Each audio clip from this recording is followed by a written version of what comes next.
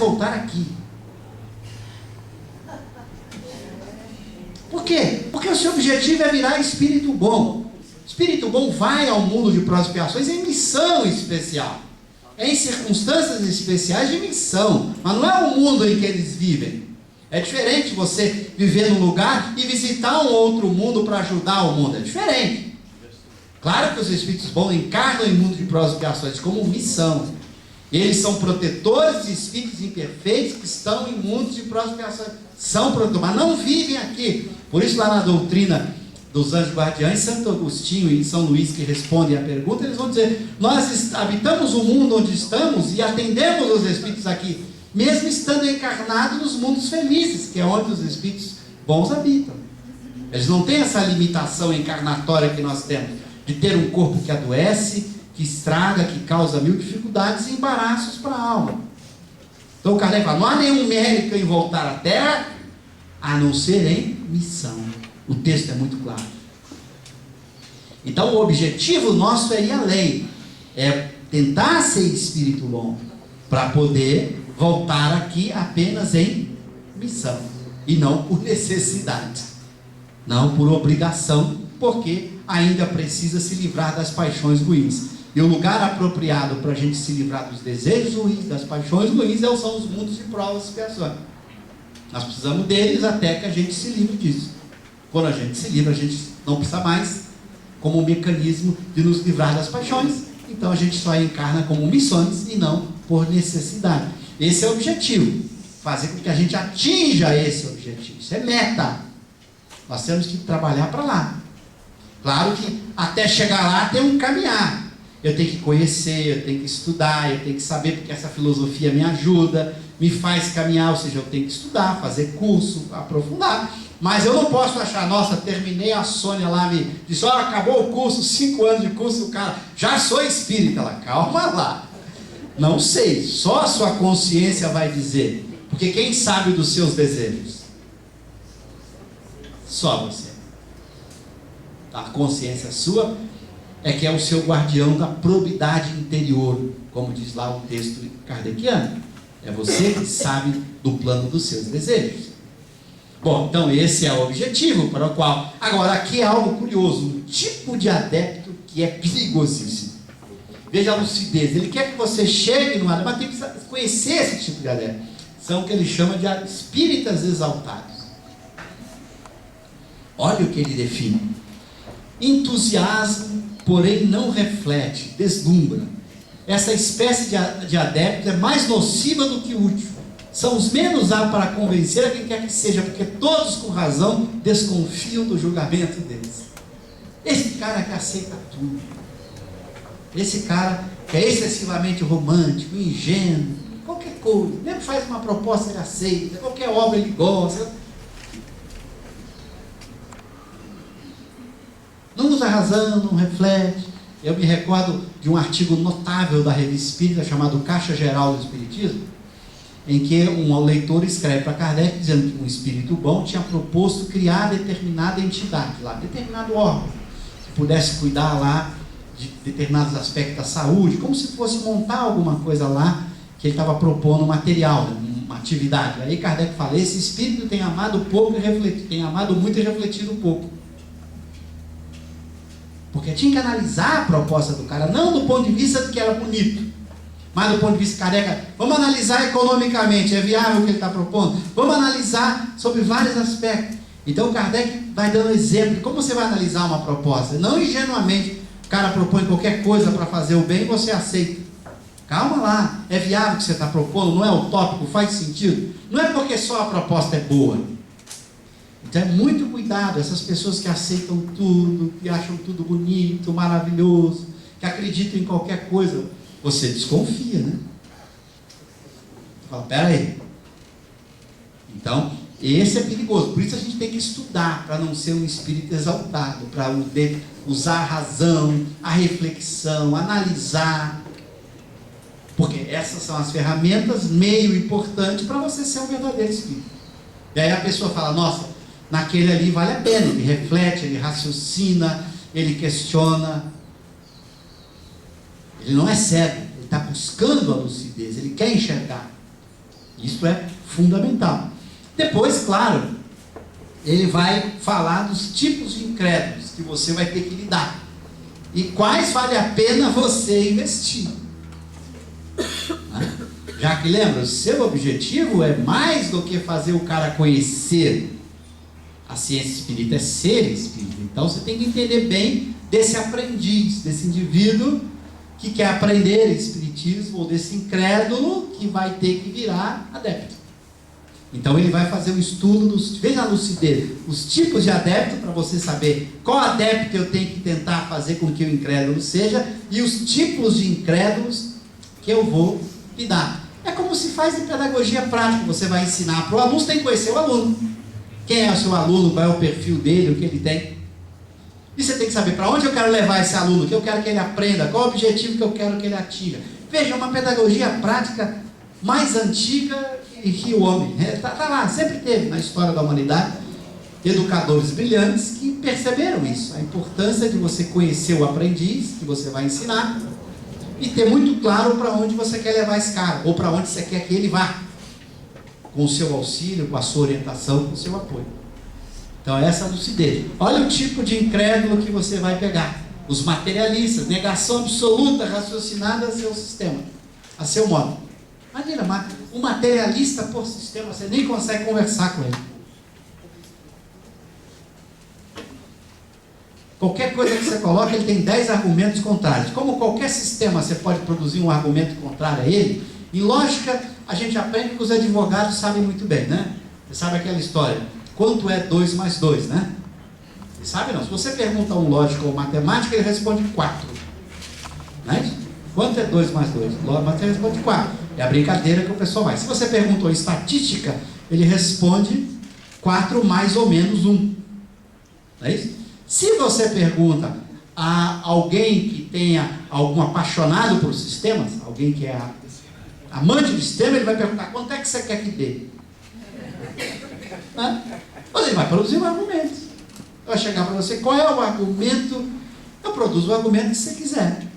Então esse cara que acredita mais nos sistemas que na verdade, você vai perder tempo com ele. Por falta de coisa melhor. Esse é bom de lidar, porque, como ele diz, ele é um cego a quem se restituir a vista e que se alegra por tornar a ver. Então você pode lidar com o materialista, mas ele está procurando alguma coisa melhor. Depois, os incrédulos de má vontade. Lamentá-los é tudo que se pode fazer. Os incrédulos por interesse ou má fé. É bom a gente conhecer isso, né? Olha a lucidez dele. Condena o espiritismo por motivo de interesse pessoal. Não há o que dizer deles, como não há com eles o que fazer. Isso é muito importante para que a gente não fique com essa empolgação de querer transformar todo mundo em espírita. Kardec deixa claro, a pessoa tem que respeitar o ponto de vista dela, o que ela gosta, o que ela aceita. Isso é muito importante. Porque às vezes a gente gosta de alguém, algum parente, algum amigo, um familiar, a gente ama o espiritismo e a gente tem essa vontade tremenda de fazer com que ele goste também, ou que ele se torne espírita. Muito cuidado, você pode perder muito tempo com isso e não ser útil em nada. Depois, incrédulos por pusilanimidade, terão coragem quando virem que os outros não se queimam. Tem muita gente que gosta, mas não tem coragem. Naquela época de Kardec era muito comum, as pessoas tinham vergonha de dizer, eu sou espírita. Eu, quando fiz a universidade, a gente encontrava isso. As pessoas, você descobria, às vezes, um colega espírita lá, muito por acaso. As pessoas tinham medo, às vezes, de... Eu me recordo quando algumas pessoas no meu departamento, algumas pessoas descobriram que eu era espírita. Né? Falaram, nossa, mas ele é tão inteligente, como é que ele pôde cair numa dessas? E eu brincava, depois eu brinquei com algum deles, por que vocês não raciocinaram o contrário? Se vocês me acham inteligente, a opinião de vocês, não minha. Se vocês me acham inteligente, vocês teriam que perguntar como é que um cara inteligente foi para isso. Olha como você usa o argumento do jeito que quiser. Ao invés de você pensar, como o cara inteligente foi para aquilo, por que foi? Será que esse negócio também não é inteligente? Para as pessoas inteligentes? Não, mas nunca. Sempre assim. Nossa, ele é tão inteligente, como é que foi para aquilo? Então você usa o argumento do jeito que você quer. Incrédulos por escrúpulos religiosos. Olha aí. a pessoa que, por exemplo, tem uma religião e acha que o espiritismo é incompatível com isso. Não é. Vários médiuns da Sociedade Espírita de Paris eram religiosos. Vários médiuns. E Kardec, quando alguém ia tratar de uma questão religiosa da Sociedade Espírita de Paris, ele cortava a palavra. Vai ver na revista, ele cortava a palavra. Aqui não discutimos questões religiosas. Respeitamos todos os pontos de vista. Por quê? Uma ciência e uma filosofia. Por isso ele vai lá no artigo de 68 na revista dizer, se você usar a palavra religião no sentido etimológico do termo, ou perdão, no sentido filosófico do termo, como um elo de ligação entre pessoas, ele vai dizer, então você pode dizer que o espiritismo é uma religião, mas só nesse sentido, porque ele propõe a caridade como elo de ligação entre todos nós. Então ele fala, você pode sim usar a palavra religião nesse sentido filosófico, como você chama a família é uma religião, a amizade é uma religião. Então ele fala, se você usa a palavra no sentido desse elo de ligação, é claro que o espiritismo é uma religião, mas se você usa dogmaticamente, não. Ele vai dizer, porque uma religião dogmática tem cultos exteriores, tem dogmas, tem rituais, e o espiritismo não tem isso. Então ele sabia separar as coisas. O que é uma religião no sentido dogmático do que é uma religião no sentido filosófico. Então você pode usar a palavra religião sem nenhum incômodo. Aliás, tem um DVD meu que eu explico, o espiritismo é uma religião e mostra como Kardec responde a pergunta com sim ou com não. Depende do sentido da palavra. É uma religião se você interpreta a palavra no sentido filosófico, e não é se você interpreta a palavra no sentido dogmático. Isso são palavras do Cosmos, isso está no artigo de Allan Kardec. E a lucidez. Então você precisa brigar por causa da palavra. Tem gente que briga com a palavra. Eu encontro amigos que gostam mais da ciência espírita, ficam bravos quando eu falo que é uma religião. Peraí, por que você está bravo? A palavra te incomoda tanto? Não me incomoda a palavra. Mas muito cuidado, você está usando em que sentido é? Não são as palavras isoladamente que são importantes, são os sentidos que nós damos a ela. Uma doutrina moral como o Espiritismo, que cria um elo de ligação entre as pessoas, de respeito, de fraternidade, como diz Kardec, uma doutrina que propõe o fora da caridade numa salvação, esse elo de ligação, você pode usar a palavra religião para isso, mas desde que você saiba que se trata disso. Você não precisa se incomodar com isso. Tem gente que se incomoda com a palavra. Eu não me incomodo com palavra nenhuma, desde que eu entenda do que eu estou falando. Então ele vai dizer, se você usa no sentido dogmático, de uma crença com sacerdotes, cultos exteriores, práticas de adoração e dogmas, tem isso no Espiritismo? Então, se não tem, eu não posso usar nesse sentido. Mas se eu quero usar num outro sentido, não há nenhum problema. Então Kardec é muito lúcido nesse artigo de 1868, que sai, acho que em dezembro de 68, da Revista Espírita. Não é a palavra, gente, que incomoda. Tem gente que se incomoda com as palavras. A gente viu briga de pessoas no movimento por causa da palavra. A palavra, brigar por palavras é uma demonstração que eu não entendi nem de espiritismo. Então a palavra não é importante, mas as ideias que a gente tem por trás dela. Então ele sempre mostrou como o espiritismo fala em Deus, na vida futura, na caridade, no amor. É claro que uma pessoa religiosa, no bom sentido dela, que não se prende a dogmas simplesmente, mas que acredita nesses pilares da religião, o amor, a fraternidade, a divindade, a vida futura, é claro que essa pessoa não pode se sentir incomodada com o espiritismo. Agora, se ele é preso aos seus dogmas, ele poderia se sentir incomodado, mas o espiritismo está nas mesmas bases. Quais são as bases do espiritismo? O espírito, Deus, a vida futura, está na base, que também está na base das religiões. Então não haveria por que uma pessoa ter escrúpulo religioso por estudar o espiritismo. Então essa é a lucidez de Kardec. Ele não se incomodava com a palavra, como às vezes alguns empolgados com a ciência espírita se incomodam, e às vezes até ficam bravos quando se usa a palavra. Eu não fico bravo, mas eu sei muito bem quando eu uso a palavra o que ela significa, para a gente não brigar por conta de palavra, mas entender do que estamos falando. Incrédulos por decepções, passam da confiança exagerada à incredulidade. Estão no caso de um que negasse a boa-fé por haver sido ludibriado. É muito comum. Isso é um grave erro que nós encontramos de pessoas que se tornam espírita porque gostam de certas pessoas, e aí depois se decepcionam com o espiritismo. Que coisa louca, né? Mas acontece. Por quê? Porque a pessoa tomou como modelo e guia errado. Esqueceu que modelo e guia está lá na questão 625. Jesus. Aí a pessoa toma um médium, um orador espírita, um dirigente da casa como seu modelo, aí encontra defeitos nele depois, aí culpa o espiritismo. Acontece. Então esqueçam as pessoas, esqueçam os espíritos imperfeitos que somos todos, que erramos, tanto do ponto de vista científico e filosófico, como erramos do ponto de vista moral. Então, se alguém se apoiar na gente, está indo pelo mau caminho. Não se apoie em outras pessoas, se apoie nessa filosofia extraordinária. E se você quer alguém como modelo, Kardec deixou um só. Mas não para que você não vire um incrédulo por decepção, decepcionado com alguém e transferiu essa decepção para o espiritismo. Os incertos, olha aí, esses são os melhores para você lidar. A classe mais numerosa de todas. Não lhes falta os pensamentos, senão serem coordenados e formulados.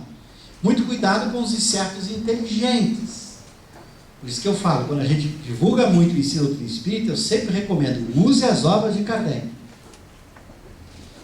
Porque você pega as pessoas inteligentes, se você começa por outras obras, é muito difícil. Por quê? Porque no pensamento kardeciano, tudo é muito bem coordenado, muito lógico, muito mais simples. Aí você pega às vezes uma outra obra e esse sujeito fala, isso aí é fantasia demais, isso aí não faz sentido. Aí você acaba tendo o efeito errado. Por isso que eu sempre digo, começar pelas obras de Kardec é ainda a melhor maneira de começar. Porque ele é o melhor autor, o mais lúcido, o mais profundo e o mais simples. Kardec não se esconde em metáforas, em figuras de linguagem, não deixa a imaginação ficar tomando conta, ele vai pela razão, pelo bom senso, numa lógica de uma beleza. Então, é ainda, no meu entender, o melhor caminho para se começar. Então, por isso a importância de tentar usá-lo como um padrão. Não que você não tenha que usar outros livros, imagine, não é isso. Não é que a gente não tem que usar vários autores, mas não esquecer dele como essa referência. Eu vou depois botar um texto do Kardec, e o Kardec fala, você tem que ler de tudo, os prós e os contras. Se você entra lá no nosso site do IPA, que você vai encontrar lá no Catálogo Racional, que foi a última obra que Kardec escreveu em janeiro de 69, a recomendação de leitura que Kardec faz, inclusive com um montão de obras contrárias ao Espiritismo. Ele vai dizer, você tem que ler o pró e o contra. Porque é uma ciência, você tem que refletir.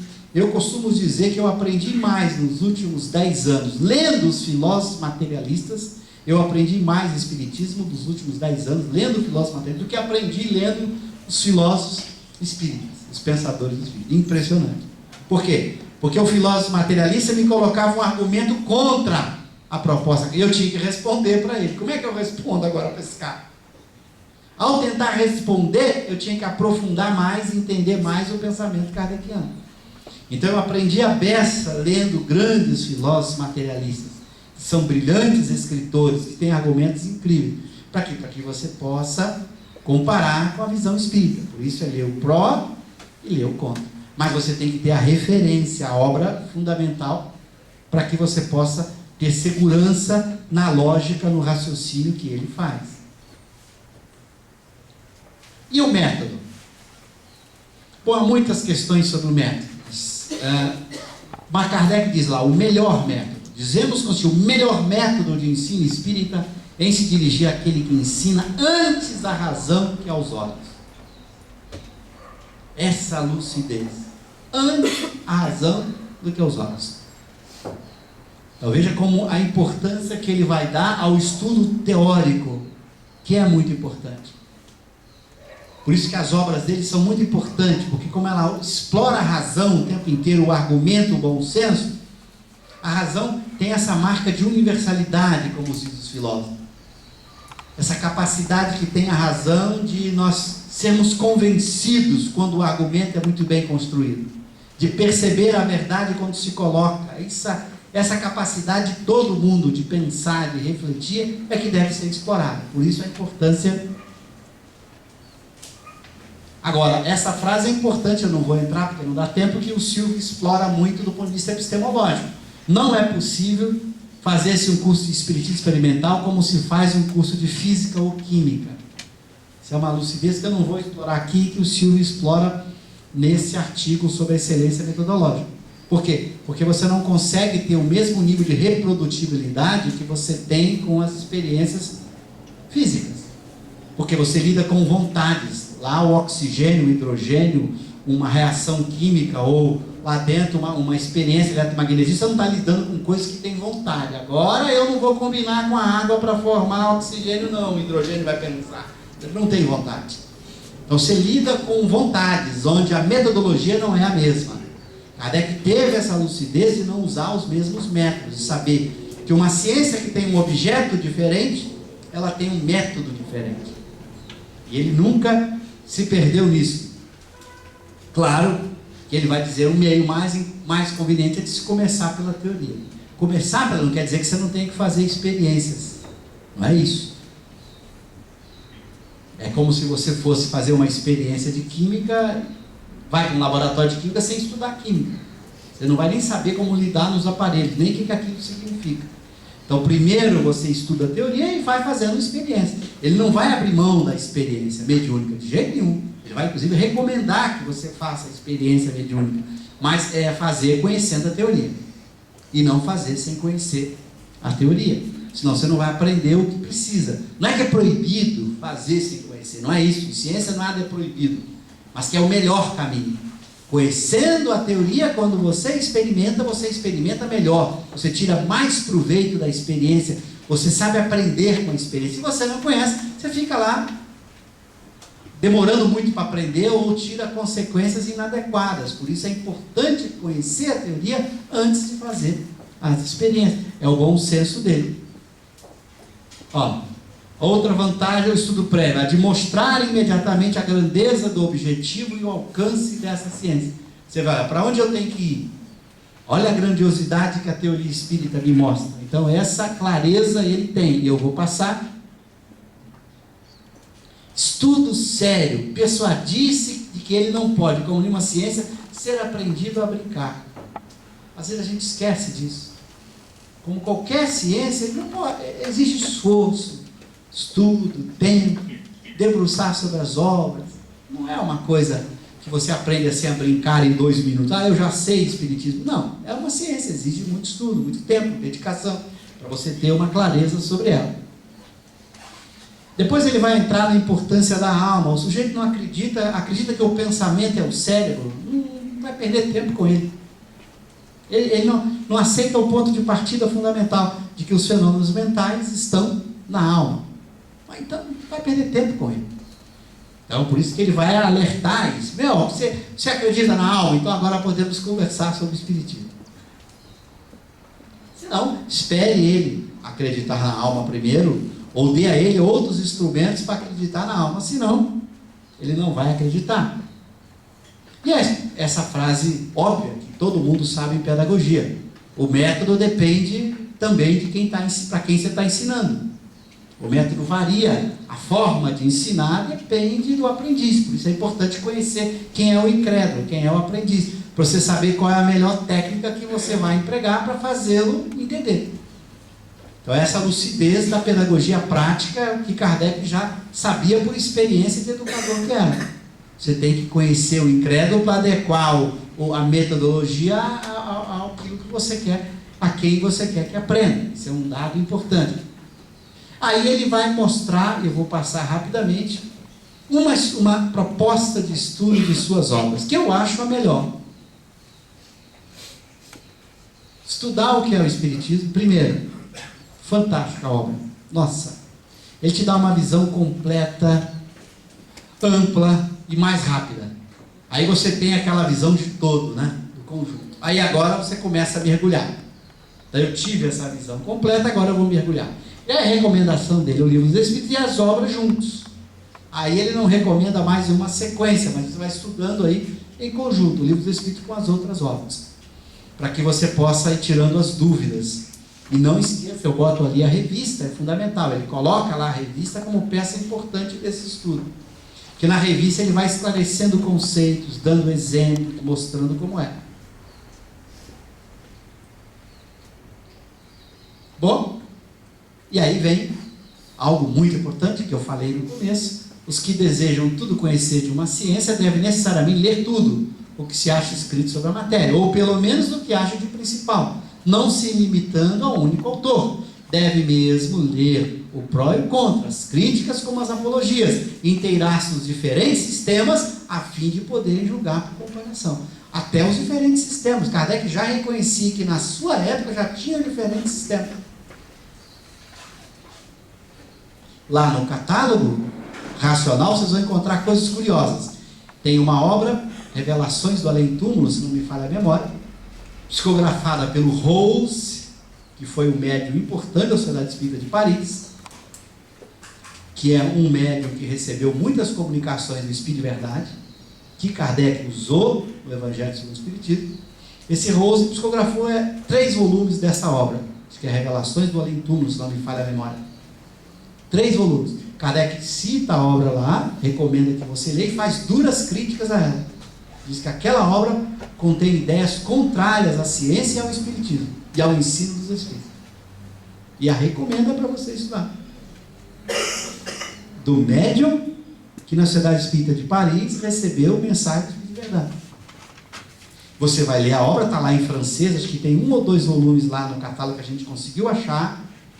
Vocês podem pegar lá e baixar, quem lê francês, não tem tradução em português. Você vai ver mensagens do Espírito de Verdade, de São Luís, de Erasto, etc. Tal. Kardec recusou. Do mesmo médium que ele aceitou. Olha que exemplo notável. Não interessa o médium. O que interessa é a mensagem. Nem mesmo quem assina, mas a mensagem. E a gente esqueceu disso.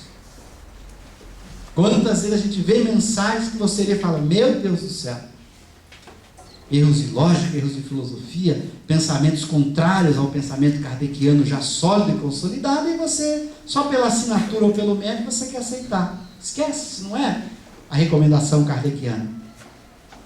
Então ele já sabia, na sua época, já tinham autores mediúnicos e não mediúnicos, que já tinham seus sistemas, que já faziam propostas contrárias ao pensamento kardeciano. Por isso ele recomendava que você lesse, para você comparar. Compara a proposta desse autor com ele, comigo, para ver. E você escolhe. É a razão, é o bom senso, é o argumento. Então ele não era, ele era alguém aberto, completamente aberto. Ele não dizia que o seu pensamento era o único, que ele era o dono da verdade absoluta. Nunca ele disse isso. Nunca ele, não só não disse, como ele nunca agiu assim. Mas ele expunha o seu ponto de vista e dava a você esse direito. Então, no catálogo racional tem várias obras assim. Você pode entrar lá e ver as críticas que ele faz às obras.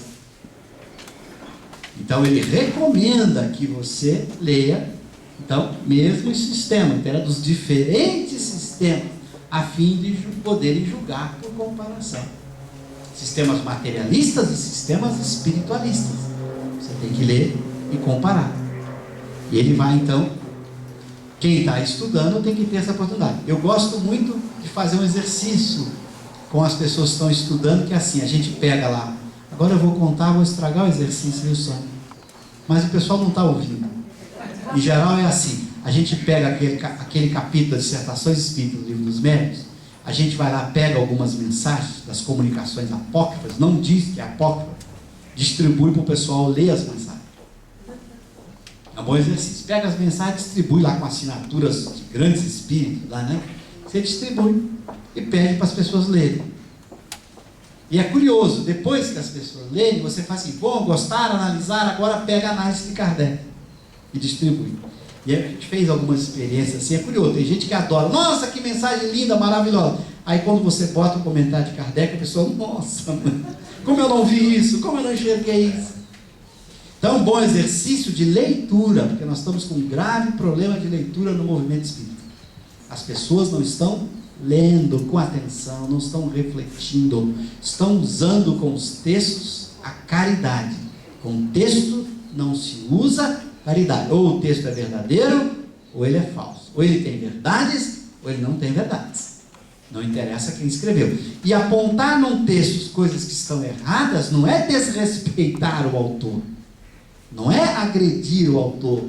Não é fazer julgamento de valor do autor. Ele diz, ó, esse texto está mal. Ponto. Está claro? Criar esse hábito, até para que entre nós a gente não sei. Imagina, alguém pega o meu livro e quer fazer crítica. Ó, você errou aqui, eu agradeço. Eu recebi, na primeira edição, várias críticas e comentários de pessoas. Muito obrigado, eu não percebi isso.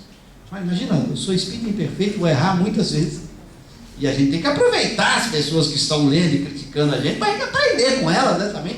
Ter um espírito imperfeito tão burrinho assim, que não quer aprender com os outros, esse não vai deixar de ser imperfeito nunca, né?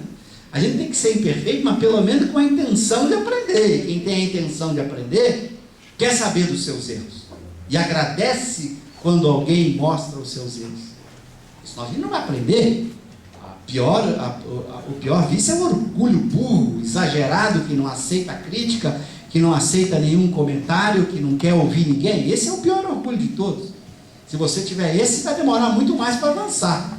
Então é melhor você ter o orgulho ainda, porque nós somos espírito imperfeito, e mas pelo menos um orgulho mais ou menos sob controle, que diz para você, ó, presta atenção para aprender com o outro. E isso no ensino é fundamental, a gente fazer essa prática com os alunos. Olha, lê esse texto, o que você achou aqui? Pegue isso, você entra na Revista Espírita, você vai achar vários artigos, vários textos de espíritos, que Kardec transfere para as outras obras, cortando pedaços. Você deve comparar, por que será que Kardec cortou? É um bom exercício de leitura. Por que ele cortou essa frase? Aí talvez um bom exercício de leitura. Você está vendo? Tem uma coisinha aqui que não ficou boa. Olha, Kardec é muito lúcido. Isso aqui não estava bom. Ele preferiu cortar. Um exercício de a gente ler, aprender a pensar, que é um exercício de ensino muito importante. A técnica de aprender a ler e a interpretar texto. Aí eu encerro com esse texto maravilhoso, essa pergunta 841 de O Livro dos Espíritos, em que Kardec fala dessa arte de persuasão, que é muito importante. E ele dá dois caminhos importantes na resposta, o espírito que respondeu aí. Servindo-vos da brandura e da persuasão, e não da força.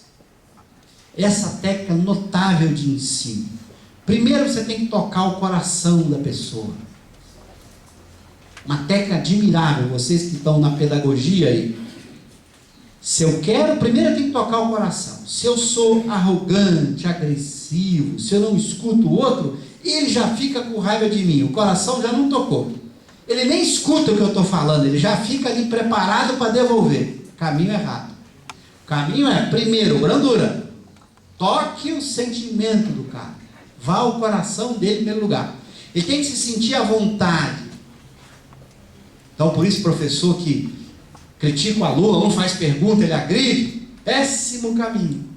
Porque ele está indo contra a brandura. Primeiro a brandura, depois a persuasão. Capacidade de argumentar. Aliás, recomendo um livrinho sobre persuasão admirável, que está A Arte de Persuadir. A Arte de Persuadir, de Blaise Pascal. Vale a pena ler. Fantástico. Então, na persuasão, você busca o argumento. Razão, raciocínio, reflexão. Mas antes ele tem que estar com o coração sereno, tranquilo. Ele tem que perceber que ele se sentiu bem com você. Que está agradável. Que a coisa, não houve agressão, não houve nenhuma forma de deixá-lo com raiva de você. Então você tem que abrandar o coração primeiro da pessoa. E depois você vem com o argumento. Então essa lucidez de que quem usa da força, quem quer impor o pensamento, está usando uma péssima estratégia de ensino.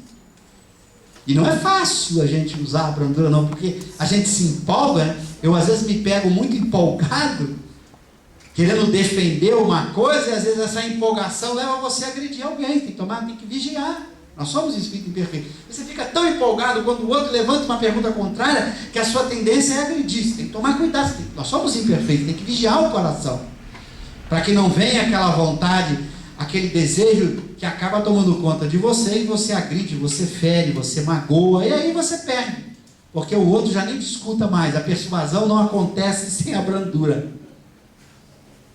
Então você tem que usar essa estratégia admirável de Kardec, de primeiro tocar o coração para que ele esteja disposto à persuasão, disposto a ouvir o argumento, a discutir com você no clima de serenidade, de respeito.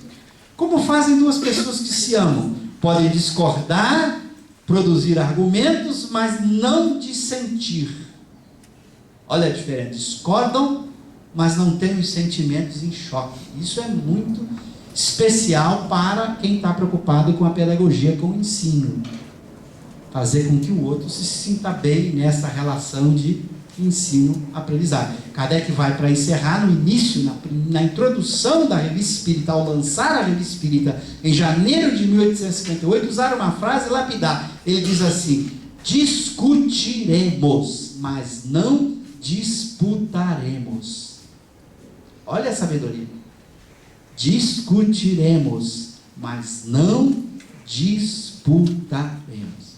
Bom, eu quero agradecer a vocês, agradecer a Sônia por essa oportunidade da gente poder conversar sobre a obra e o pensamento de Kardec. Um bom estudo a vocês, que continuem estudando esse pensador admirável. Muito obrigado pelo carinho, pela atenção e até uma outra oportunidade. Muito obrigado.